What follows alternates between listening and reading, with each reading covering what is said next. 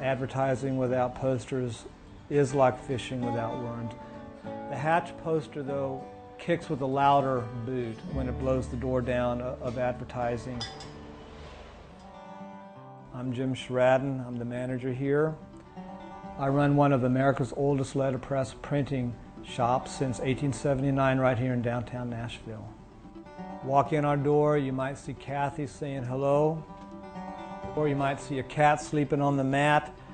You're also going to see so many letterpress posters, and that's what we do here. We design and print posters using this wonderful archive here. Look around on the walls, you're going to see posters from 1928, posters from 2008, and a little bit in between.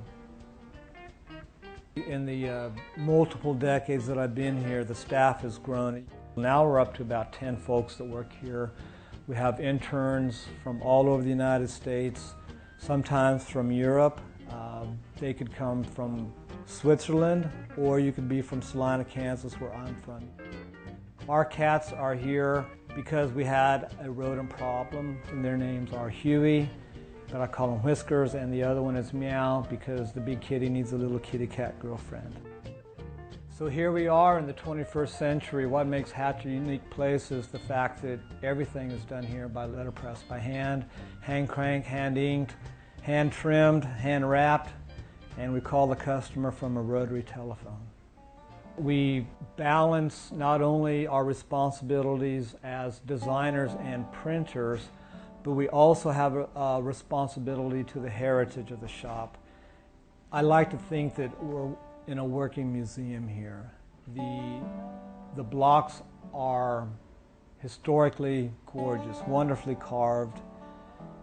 We can make them come to life again by putting ink on them, keeping dust off the backs, and that's our goal here, is to not only honor the heritage of the shop, most importantly though, we are able to create posters every day, all day long here, using this wonderful living archive. Jim's motto is preservation through production. So we still keep everything in motion. We don't just let it sit around, we don't sell it off. We keep using it, which is what's really neat, and that's what puts us out there in the world. And so I would say that I design and print posters in very simple terms, because that's what we do every day is we talk to clients, we design posters, and then we print them. But of course it is more complex than that. You know, when you go into it, you say that you use wooden and lead type in order to typeset posters, and then you place it in a press bed, ink up the press, and then roll each poster through one at a time. And it helps to explain that it's a very labor-intensive process, that from beginning to end it takes at least a week, if not two, from getting the job and looking at the copy and thinking about it for a few minutes to printing the poster. So that helps people to understand how it differs from offset printing or digital, which you can have in 3 days. We have 7 presses here in the shop that we use on a daily basis. They range from very small presses that we use for things like postcard backs and envelopes, to medium-sized proof presses, to a fully automatic press that we do all of our larger jobs on. They've been pretty much the same design since Gutenberg invented it, so not that much has changed. It's still the same principle. I'm registering each poster with these grippers right here at the top of the cylinder and with this guide right here, and that keeps everything lining up just right because I have already printed the first color, so it's essential that the second color fall into the right place. The middle cylinder is what applies the pressure, and then it inks on the way back. It's a pretty straightforward machine. Even though I apply the ink by hand, the rollers continuously oscillate, and there's a bottom roller that keeps them rotating, and that keeps the ink consistent in both color and quantity.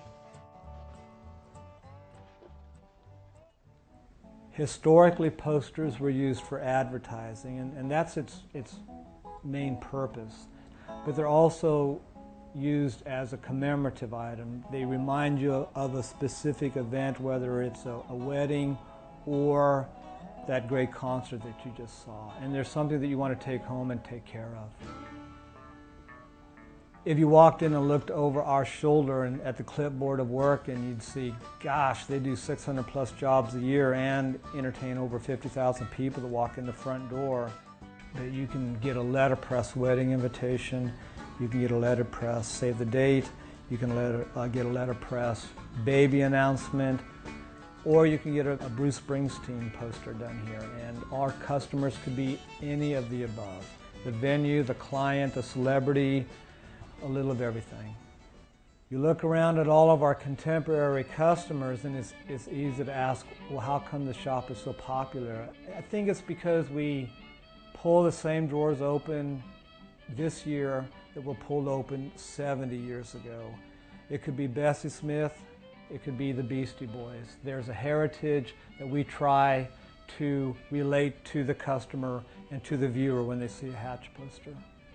The imagery in the shop is so distinct. It's a combination of old wood blocks that we have here, and while we don't introduce new typefaces because I don't want to pollute the integrity of the original archive, we're all carving new blocks all the time. Something to add, something new, and create today's archive for the next generation. The monoprints are a personal expression of what I can do to help keep the blocks living in the shop. They came from the happy accidents, from cleaning the blocks with the paper, seeing all this beautiful imagery. The goal is to create a kaleidoscope of color, create a new curve for the archive here at Hatch. I call this the quilted one sheet. So this is 25 sections of different wood blocks.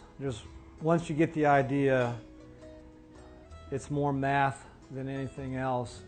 Each one is unique, so that's why I call them monoprints. But there are similarities in a few of them. Preservation through production, even if it's the production of one. All these blocks are welcome again, back into the eyes of all of us folks in the 21st century. You see a very organic poster, you see a very organic style of printing and design technology that's a touchstone to the way posters were made in the old days.